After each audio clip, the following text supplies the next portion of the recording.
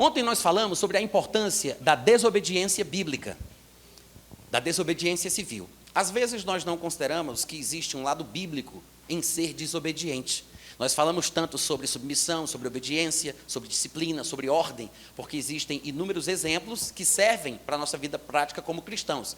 Na Bíblia, até mesmo os acontecimentos militares envolvendo o povo de Israel servem de exemplo para a nossa vida cotidiana, né? Exemplos de disciplina, de ordem, de confiança em Deus e assim por diante. Mas existe um lado bíblico, pouco falado, da desobediência. Em situações em que nós somos perseguidos, ultrajados, maltratados, não devemos agir na carne, mas nós podemos e devemos desobedecer.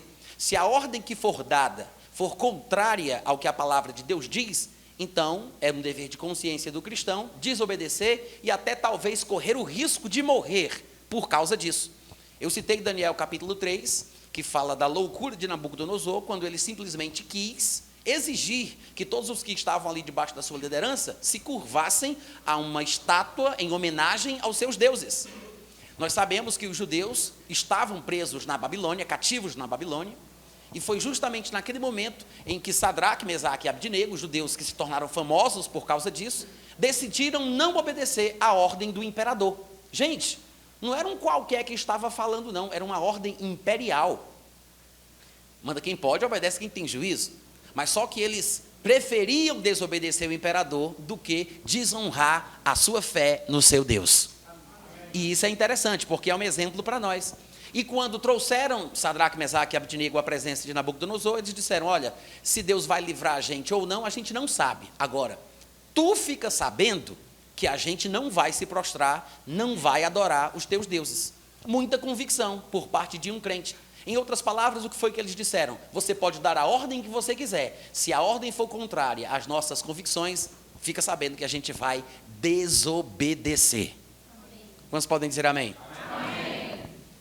É forte, é interessante, nós conhecemos o resto da história, sabemos que se tornou um grande milagre, mas o que importa para o que eu quis falar ontem à noite, e estou reiterando aqui hoje, é que existe uma desobediência bíblica, e nós vemos o mesmo exemplo no Novo Testamento. Eu mencionei que lá em Marcos capítulo 3, do versículo 13 ao 15, Jesus Cristo separou 12 homens, 12 discípulos, para estarem com ele, para os enviar a pregar, para estarem com ele, os enviarem a pregar e exercer a autoridade de expelir demônios. Estes homens que estariam com Jesus seriam transformados por Jesus. É por isso que em determinado momento do seu ministério, Jesus olha para os seus discípulos, consciente do que tinha feito com aquilo que tinha ensinado, ele disse, ufa, limpei vocês, vós estáis limpos pela palavra que vos tenho falado. Então Jesus tinha tanta consciência do que faria com eles, por falar para eles, que ele disse, eu limpei vocês pela palavra que eu falei com vocês. Jesus queria que eles estivessem com Jesus, para que Jesus tivesse condição de transferir alguma coisa de si para os ouvintes. É sempre assim que nós passamos o bem ou o mal. Tem coisas que você não precisa entender completamente, mas se você pegar, aquilo passa para você. É por isso que eu digo que o calvinismo é tão nocivo.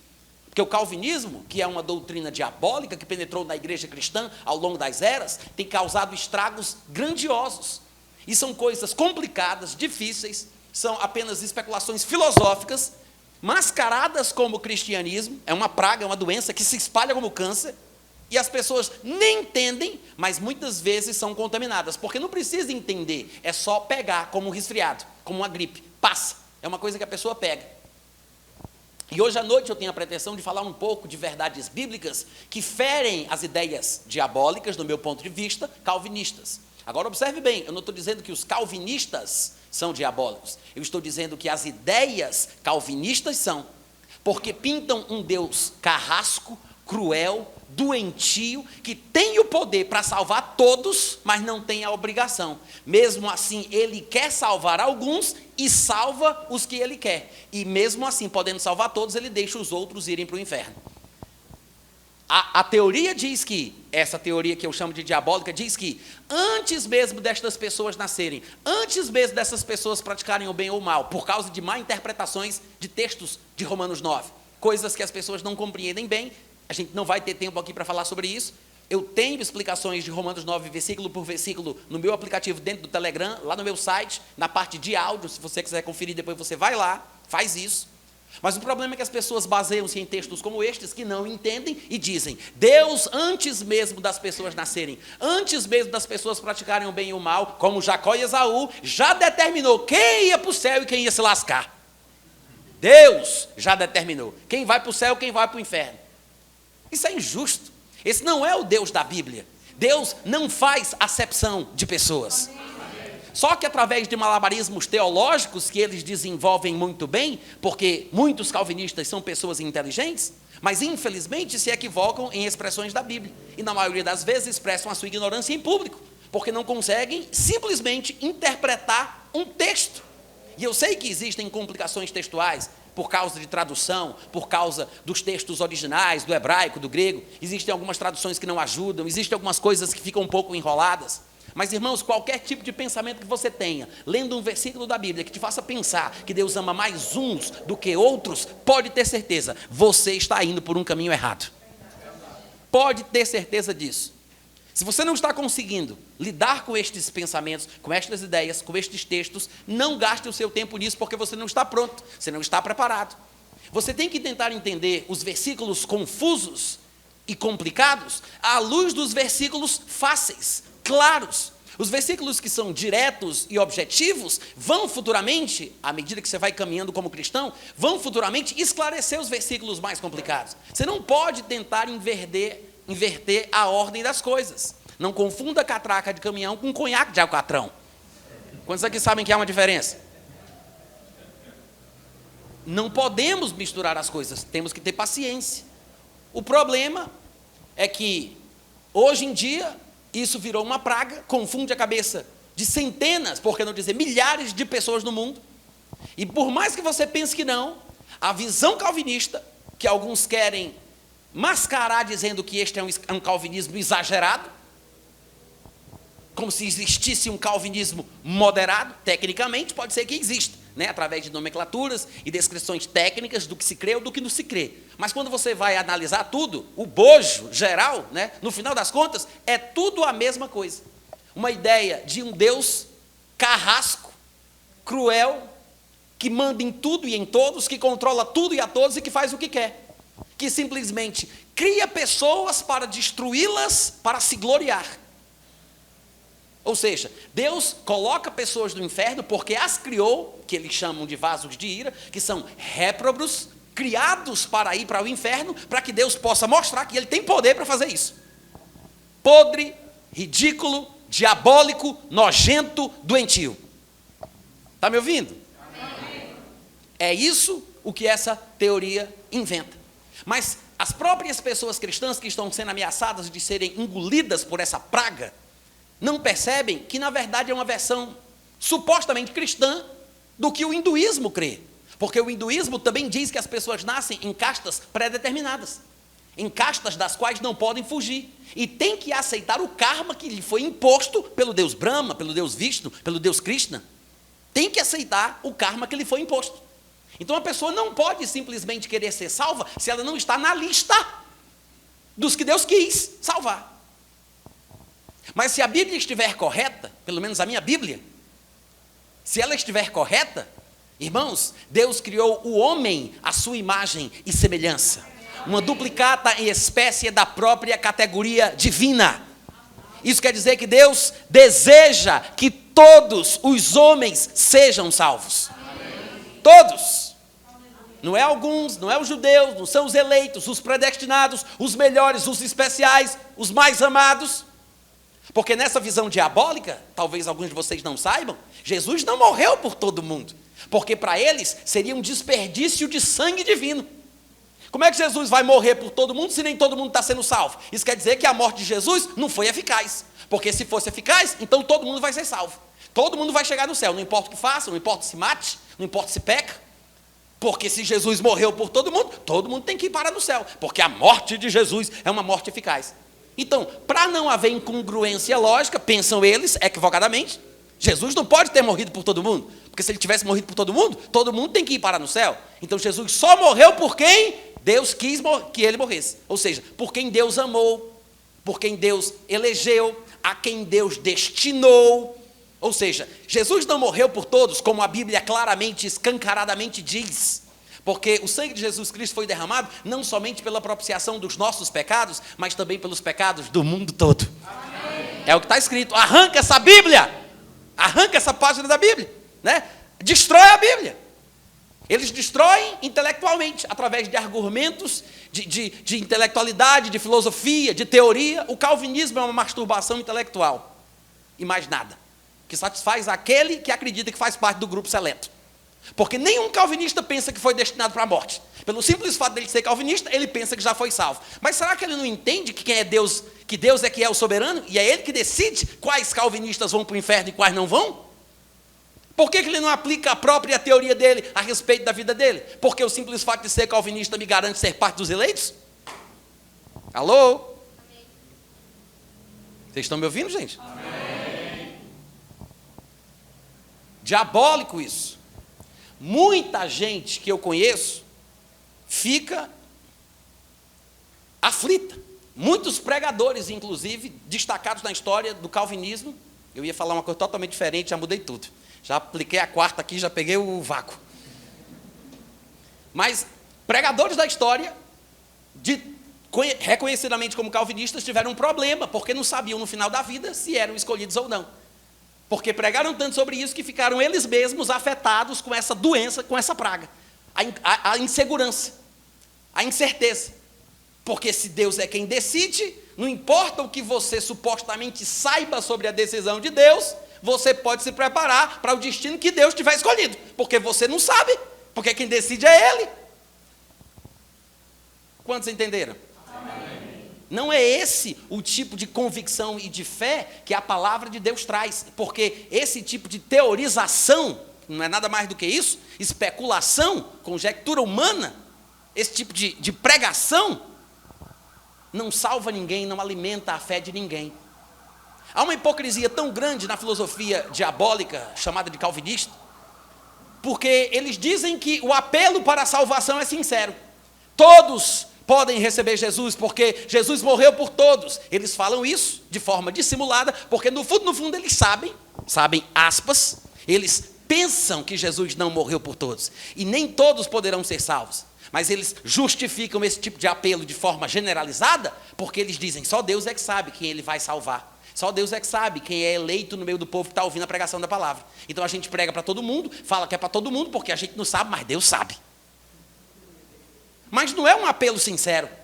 Se eu digo Jesus morreu por você, você pode receber Jesus como Senhor da sua vida, você pode experimentar a vida eterna, a salvação, mas se a pessoa não foi destinada para isso, ela não pode, então não é um apelo sincero. Não é um apelo sincero. Aí eles dizem, mas a morte de Cristo foi suficiente para todos, ainda que não seja eficaz para todos. Não é a mesma coisa não, gente. Se foi suficiente para todos, é porque é eficaz para todos. É tolice, é tolice. É como Paulo diria, são homens que se acham sábios que se transformaram em loucos. É exatamente isso. Agora você vai me dizer, Natan, então quer dizer que os calvinistas são tudo filho do diabo? Não, são crentes, nascidos de novo, a grande maioria, são nascidos de novo, filhos de Deus. Tem calvinista até que fala em língua. Sabia?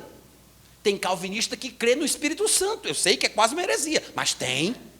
Tem calvinista que crê no Espírito Santo, que fala em línguas. Tem calvinista que é assim, cheio do fogo, metido a pentecostal.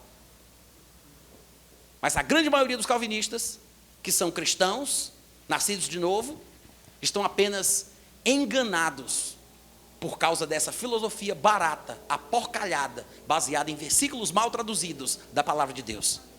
Pela influência da Bíblia produzida por Jerônimo há muito tempo atrás, algumas das nossas versões em português trazem traduções que parecem defender a ideia calvinista. Mas é porque, na verdade, o problema está lá na história, lá no começo. Lá no começo. E eu sempre costumo mencionar uma amiga minha que passou por um problema seríssimo nessa área, por causa de ouvir muito pregações como estas. Ela congregava numa determinada igreja, eu tinha uma reunião de oração na minha casa, e nessa igreja que ela congregava, ela ouvia pregações de linha calvinista. E hoje em dia o perigo ele se espalhou pelo mundo, porque você não precisa congregar numa igreja calvinista, você pode ser contaminado pela internet, né? Ficou mais fácil ficar idiota hoje em dia. Ficou mais fácil. O acesso para a burrice está no bolso da sua calça. Eu acho às vezes que a internet é mais ou menos como a árvore do conhecimento do bem e do mal, né? Que a internet serve para o bem, mas também serve para o mal. Há muita coisa boa do YouTube, graças a Deus pelo YouTube, mas infelizmente é justamente por causa dele também que a gente vê a igreja tão fraca, tão confusa, tanta gente se matando, sem saber o que fazer, entrando em parafuso. E essa minha amiga, que frequentava reuniões, naquela época não tinha, eu sei que vocês talvez não vão acreditar, mas não existia celular. Naquela época, alguns de vocês que são de Sacha para cá, sabem disso? Sacha é a filha da Xuxa. De Sacha para cá, alguns de vocês talvez não saibam disso, né? Mas quem é de Sacha para lá, lembra de uma época que não tinha celular? Quantos aqui sabem disso? Não existia celular, não existia internet. E ela frequentava uma igreja que pregava esse tipo de coisa, falava esses tipos de absurdos sobre Deus. E eu me mudei da minha cidade, de Fortaleza, para Campina Grande, né, no interior da Paraíba, e ela me escreveu em 10 de agosto de 1997. E ela disse assim: saudades, são tantas coisas que passam pela minha cabeça que eu não sei por onde começar. Primeiramente, eu queria te confessar que tenho medo de abrir-te meu coração, porque sei que vou levar muita bronca pelo que você vai ver lá. Eu não gostaria de te decepcionar, muito menos preocupar, mas também não quero aparentar o que não sou mais. Se você quer mesmo saber como estou, vou começar pelo pior, o espiritual. Posso quase ouvir você dizendo agora: misericórdia. Meu relacionamento com Deus está complicado. Talvez você diga que eu devo buscá-lo mais, orar mais e etc. mais. O fato é que cansei de fazer isso exatamente porque não obtive dele resposta alguma. Pelo menos não pessoal, como indivíduo, como sempre pensei que fosse. Mas sempre fazendo parte de uma coletividade, do povão. Nada direcionado a problemas e decisões específicas, nada. Você me conhece um pouco e sabe como sempre o busquei com sinceridade, tinha meu coração sedento. Não é que me ache a melhor ou pior agora das criaturas. Eu só gostaria de me sentir, aliás, saber que sou especial para Ele. Se faço diferença ou não no seu tão seleto número de escolhidos. Aspas, tá? Aspas por minha conta. Cada dia mais acho que Ele faz acepção de pessoas. Imagino que você deva estar de queixo caído ao ler tudo isso, altamente decepcionado, super aflito, desculpe-me. Sei que devo estar beirando o abismo da blasfêmia, mas eu gostaria que ele se manifestasse de alguma maneira, nem que fosse para me repreender. Tudo o que fiz ou disse nesses tempos foi só para chamar a atenção dele, e afinal, Deus não corrige o filho a quem ama? Então, ou não sou filha, ou ele não me ama. Não sei mais nem o que pensar, eu estive bem pior, sabe? Eu vivia deprimida, chorava o tempo inteiro, clamava a ele, sim, por alguma resposta, uma palavra amiga, e nada. A dúvida de tudo o que sempre criei ser verdade, deu-me medo de tentar o suicídio. Como por 2 vezes eu quis. Às vezes a gente pensa assim, o que é que leva uma pessoa a se suicidar? Né? Problema financeiro? Problema emocional? Sei lá, uma doença, a pessoa não quer passar pelo sofrimento que aquela doença pode proporcionar, ela prefere morrer mais cedo, né? Pular a etapa.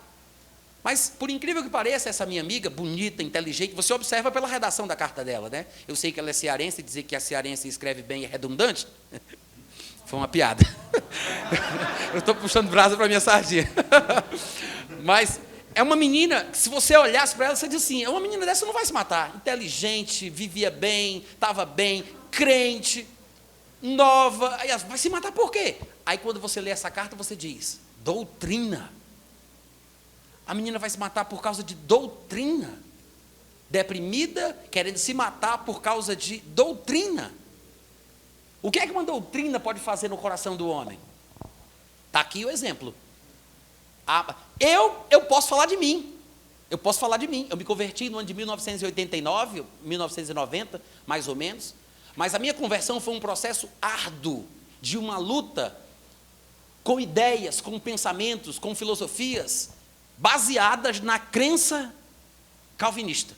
Naquela época eu não chamava de calvinista, porque eu estava, na verdade, sendo influenciado pelo pensamento hinduísta, sobre essa questão de castas, de você estar destinado desculpa, de você estar destinado a viver, a ser uma determinada coisa e não ter como fugir, porque Deus, que é o soberano, estabelece o que vai ser da sua vida, seja bom, seja ruim. Era assim que eu pensava, mas isso me amargurava tanto que eu não conseguia aceitar, mas eu tinha que me submeter, porque afinal de contas era como Deus fazia as coisas. Influenciado pelas músicas de Raul Seixas, que cantava muito sobre isso, que também era influenciado pelo hinduísmo, e que foi por causa dele que eu fui parar no livro sagrado dos hindus, o Bhagavad Gita, que eu acabei tendo esse nó. E claro, eu era usuário de drogas, a minha família, por parte de mãe toda, tinha esquizofrenia paranoide, que é aquela que a pessoa, que é a mais comum, mas é a pior, porque é mais severa, é onde a pessoa vê coisas, ouve vozes, ela vê pessoas passando que não existe, demônios aparecem, falam com a pessoa, a parede se curva, é uma coisa horrível. Minha família toda, por parte de mãe, tinha isso. Eu tive também. Então, juntou uma coisa com a outra, as drogas, o Raul Seixismo, o hinduísmo e tudo isso, e acabou. Mas o estopim, o que me motivava era querer entender Deus. Eu sempre fui muito curioso, desde muito pequeno. E eu me intrigava sobre a existência. E eu queria saber o que eu seria depois da morte. E foi por isso que eu me identifiquei com o Raul Seixas, gostei das músicas dele. Porque o Raul não cantava as coisas que o povo canta. Raul Seixas falava sobre Deus, sobre o diabo, sobre a Bíblia, sobre a vida, sobre a morte. E eu disse, o que é que esse homem quer transmitir? E fui atrás das músicas dele e acabei sendo influenciado por ele para estudar o hinduísmo. Numa das músicas do Raul, ele canta sobre Judas, que fazia parte dos 12 apóstolos. Ele diz que Judas era uma espécie de amigo fiel de Jesus, que havia sido escolhido por ele para pregá-lo na cruz. Cristo tinha morrido como um homem, o mártir da salvação, deixando para Judas, o seu amigo, o sinal da traição. Sabe por quê? É porque lá em cima, na beira da piscina, olhando os simples mortais, nas alturas, fazem escrituras e nunca nos perguntam se é pouco ou demais. Se Judas não tivesse traído, teria morrido cercado de luz, porque fazia parte dos 12. Mas o mundo hoje então não teria a marca sagrada da cruz. E para provar que o amava, que Jesus o amava, Jesus pediu outro gesto de amor. O primeiro gesto seria a traição, o segundo gesto seria o beijo. Pediu outro gesto de amor. Pediu que o traísse com um beijo, que a minha boca então marcou. É porque lá em cima, isso é Judas falando, né? Minha boca marcou Jesus Cristo para dizer quem era. Eu tinha que traí-lo, que era um gesto de amor, que ele me solicitou. E essa música que Raul Seixas canta se baseia no livro apócrifo do Evangelho de Judas. Não estou falando da epístola de Judas, que fica antes de Apocalipse. Eu estou falando do livro apócrifo chamado o Evangelho de Judas, que supostamente Jesus teria dito isso a ele. Livro que teria sido escrito pelo filho de Judas. Mas a própria Bíblia mostra que Judas não teve descendente, porque a Bíblia previa que ficaria deserta a sua casa. Até o campo que ele comprou foi vendido. Mas Raul Seixas cantou isso, porque Judas estaria dizendo, é que lá em cima, na beira da piscina, né, no bem bom da vida, olhando os simples mortais, nas alturas, fazem escrituras, e nunca nos perguntam se é pouco ou demais. Essa é a visão hindu, que se adequa perfeitamente na visão calvinista. Então, esse tipo de ideia e de pensamento me afligia. Claro que naquela época eu não conhecia a nomenclatura disfarçada de cristianismo, que é chamada de calvinismo. Eu não conhecia as terminologias, as nomenclaturas, eu não estava inteirado, não estava a par da discussão teológica sobre esse assunto.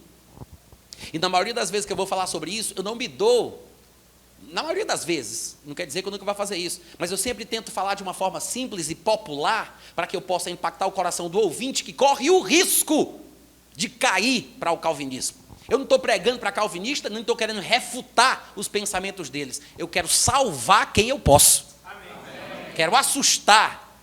Eu quero deixar você consciente do perigo que isso é. Com esses conflitos filosóficos, intelectuais na minha cabeça, com essa loucura que se instalou, eu pensei que eu tinha que me matar, ou matar minha irmã. Fiquei completamente louco, tive um surto psicótico. Entrei na esquizofrenia paranoide, fui internado no manicômio, fiquei tomando remédio controlado. Os médicos disseram que eu nunca seria uma pessoa normal. Eu não sei se era incredulidade ou se era uma profecia. Mas o que eles queriam dizer é que eu tinha que tomar remédio controlado pro resto da vida. Irmãos, faz quantos anos desde 1990 até hoje? 29 anos que eu não tomo mais um remédio de tarja preta. Eu sei que não parece, eu pareço até uma pessoa decente, né? Mas eu era completamente louco, que tentava matar minha irmã, minha mãe tinha que me prender, o pessoal tinha medo de mim, eu tinha um cabelo grande, brinco na orelha, então raspei tudo e estava com um aspecto estranhíssimo. Todo esquizofrênico tem força, por causa da influência espiritual diabólica que opera por trás. É por isso que na Bíblia a gente vê endemoniados quebrando correntes, porque existe uma força sobrenatural atuando ali sobre o corpo daquele homem.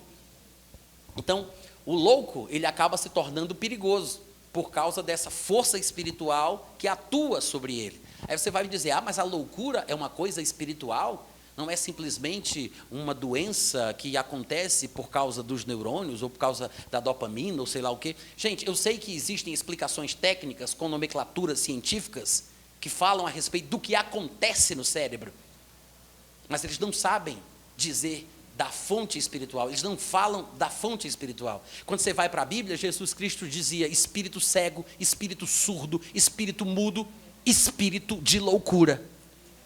Para falar a verdade, quando Jesus disse sobre os males que vinham de dentro do espírito, do coração do homem, no final da lista, se eu não me engano é Marcos capítulo 7, está a loucura. Ele diz o homicídio, o adultério, não sei o quê, e a loucura. Todos estes males procedem de dentro do coração do homem. Pode haver uma transformação física, patológica no cérebro humano, é claro, porque somos seres constituídos por 3 partes distintas, interdependentes: espírito, alma e corpo. Os 3 interagem entre si. Há uma ligação. Se uma pessoa sofreu um traumatismo craniano com uma lança atravessando o seu córtex pré-frontal, claro que ele vai perder a capacidade de análise, de julgamento, ele pode se transformar em uma pessoa diferente, o temperamento dele vai mudar, porque vai alterar a rede neuronal dele, é claro. Mas afeta o emocional, afeta o intelectual, afeta o espiritual. Da mesma forma, uma pessoa endemoniada tem comportamentos físicos esquisitos. É por isso que você vê os loucos que comem lixo, são sujos, não tomam banho, têm aspectos estranhos, porque há uma ligação dos 3, do espírito, da alma e do corpo. Vocês estão me ouvindo? Amém. Fiquei louco, e quando me converti, para encurtar a história, eu cheguei numa igreja onde o pessoal estava querendo me convencer, usando a Bíblia, especialmente Romanos capítulo 9, isso lá nos anos de 1990, estavam querendo me convencer de que Deus escolhe pessoas para o céu e pessoas para o inferno. Eu disse, Raul Seixas, de novo!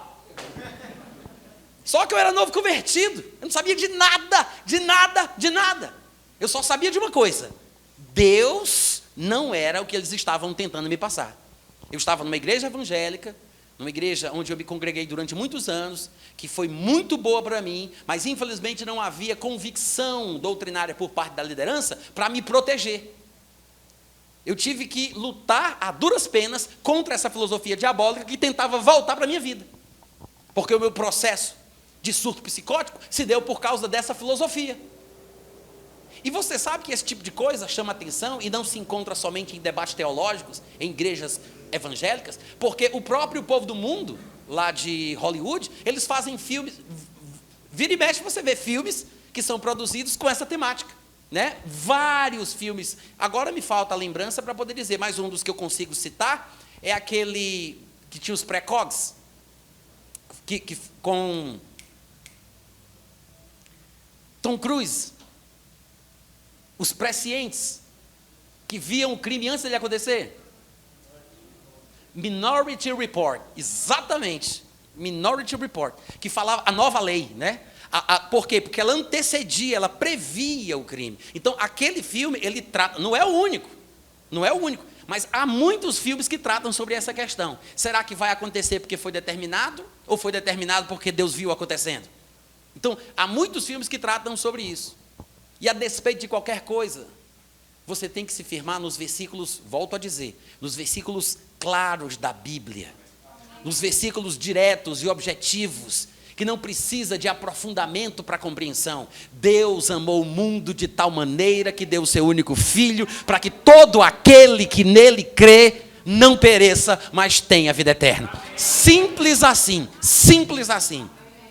Deus amou o mundo inteiro, para que todo aquele que nele crê não pereça, mas tenha vida eterna.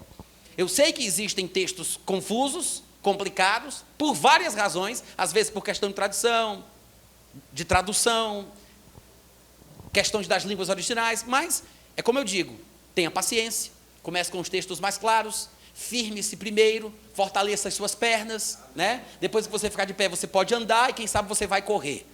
Mas é um processo, né? Vai se firmando, engatinha, fica em pé, anda, corre, depois fala. É um processo. Então não se precipite. Tenha certeza de uma coisa. Ainda que Deus possa matar como expressão do seu juízo e da sua ira, porque isso é verdade, e o próprio inferno é a manifestação da justiça de Deus para o pecador, ainda que tudo isso seja verdade, teologicamente sadio e correto, nunca se esqueça, Deus é amor. Amém. Tá? Muitas pessoas pensam que quando nós dizemos que Deus é amor, estamos invalidando o fato de que Ele é justiça, e de que Ele exerce juízo, e de que Ele é quem criou o inferno. Não, não estamos desprezando isso. Estamos apenas colocando os pingos dos is. Amém, irmãos? E temos que entender que por Deus ser amor, Ele não se conduz inconvenientemente. O que significa que Ele não vai buscar os seus interesses por cima de pau e pedra. Ele não vai estabelecer aquilo que Ele quer na sua vida só porque Ele te ama. É o que o pessoal não entende. Porque o amor, ele não se conduz inconvenientemente, ele não busca os seus interesses, no sentido de respeitar os limites, respeitar os espaços, de não ser invasivo, de não causar ingerência, de não querer te abençoar por cima de pau e pedra, enfiar as suas bênçãos pela sua goela abaixo. Eu sei que é isso que muita gente quer. Ah, mas se Deus sabe que eu vou me lascar lá na frente, por que Ele não se intromete na minha vida e me impede de fazer aquilo que eu quero? Porque as pessoas pensam que isso é amor. Se Ele me ama, Ele tem que evitar que eu faça o que eu posso fazer. Ele tem que me evitar de eu fazer aquilo que eu quero fazer. Deus está sempre, o tempo inteiro, alertando, falando, testemunhando, tentando alcançar as pessoas. Deus nunca se deixa sem testemunho de si mesmo, fazendo o bem, mandando chuvas e estações frutíferas para encher de alegria o nosso coração. Isso é um texto da Bíblia, tá? Em Atos capítulo 14, versículo 21.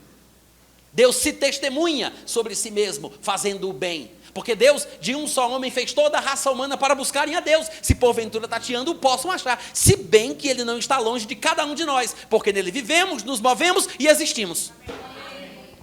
Agora, Deus invadir a nossa vida porque nos ama, demonstra que isso não seria o amor divino.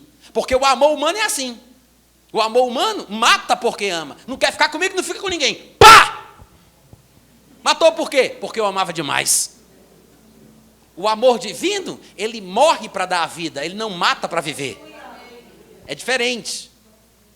Porque Deus é amor, ele não se conduz inconvenientemente, ele não busca os seus próprios interesses. E é isso o que estes pregadores não entendem. O conceito deles de amor é um conceito exclusivista, individualista. É aquele grupinho seleto, especial, que Deus quis que fosse assim. Para aparentar humildade, eles dizem, todos não prestam, todos são depravados, é tudo um bocado de porcaria, mas Deus, pela sua misericórdia, Ele é que quis, foi Ele que decidiu, não tem nada a ver comigo, Ele foi lá e me pegou, aleluia. É a misericórdia, é a graça, é o amor de Deus. Mas isso mascara o Deus maquiavélico que eles estão pintando. Basta a pessoa ter um pingo de juízo e bom senso para perceber a cara feia do diabo que eles estão chamando de Deus. É uma visão diabólica de um Deus que cria alguém que não pediu para nascer, para lançá-la no inferno, para ele se gloriar com a capacidade de poder fazer isso. Esse não é o Pai de Jesus Cristo. Pode ter certeza disso. Vocês estão me ouvindo, irmãos? Amém. E eu passei por esse problema, e por causa disso, eu fui vacinado previamente, já na conversão, contra o calvinismo, e na igreja onde congreguei durante muito tempo, muitos anos, eu nunca aceitei essa possibilidade. E foi isso que me levou a estudar Romanos 9, versículo por versículo, estudar o livro de Romanos, a entrar mais sobre esse assunto. É por isso que eu falo com tanta emoção contra o calvinismo, porque eu sei o que ele pode fazer contra uma vida humana. As pessoas que aceitam a teoria calvinista, que são pessoas equilibradas, que são pessoas mentalmente saudáveis, que estão bem e adequadas nessa doutrina, talvez não experimentem problema nenhum, porque na prática, no dia a dia, eles não seguem à risca as consequências lógicas das coisas que eles dizem que acreditam.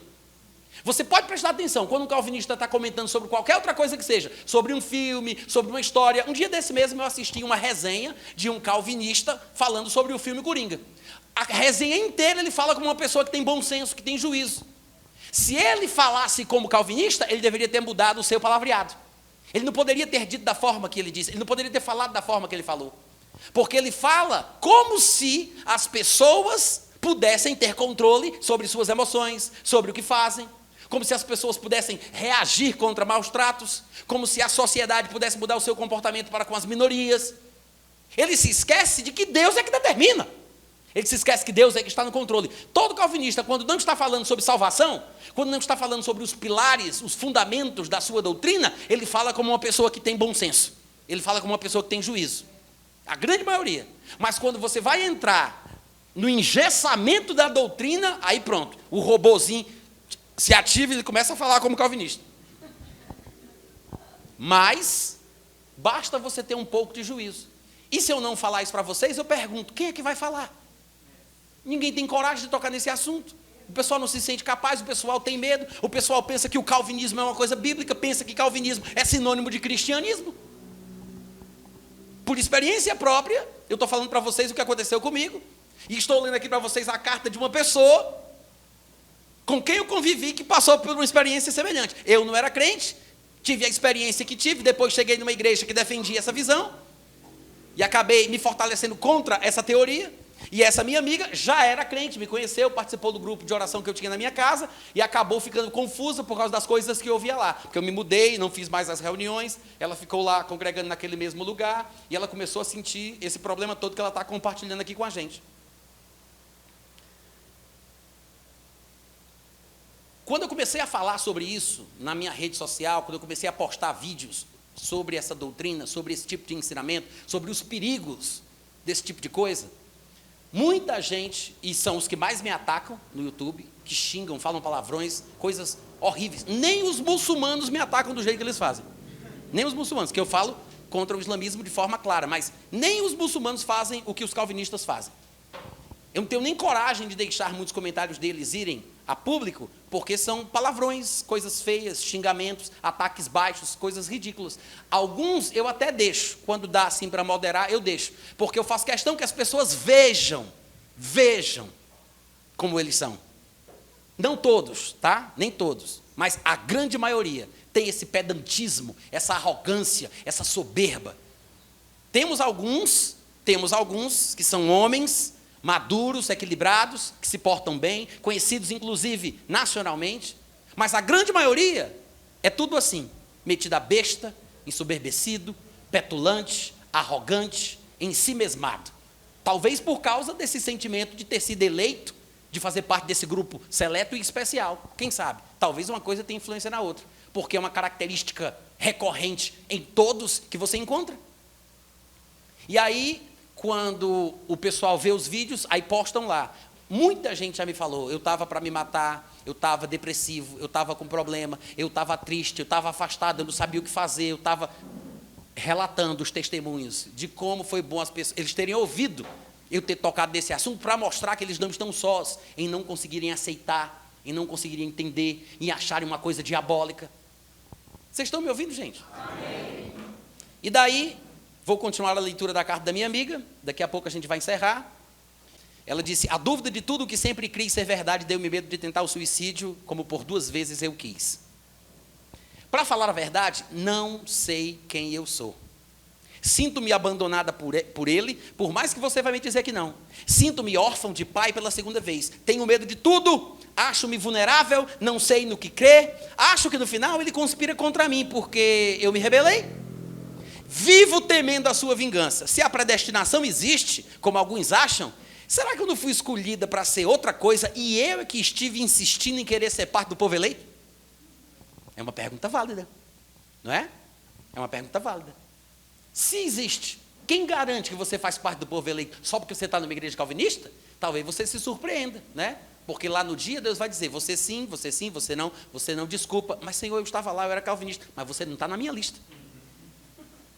Você não está na minha lista. E ela diz, sabe o que eu queria? Eu queria respostas dialogar com alguém que me conhecesse e não me recriminasse de cara. Eu preciso de ajuda, eu sei disso, mas eu tenho medo de conversar com alguém a respeito de tudo isso. Talvez ninguém entenda que eu, que sempre fui tão firme, tão crente, esteja passando por uma crise mais ou menos de 18 meses, 1 ano e meio, tão forte quanto essa. Mas quanto maior o gigante, maior é a queda, né? A minha mãe talvez suspeite, mas não tem certeza do que esteja acontecendo. E eu quero que continue assim. Ela já tem preocupação demais. Até porque, quem deveria ser o mais preocupado com a ovelha que se perde? Falando de Deus.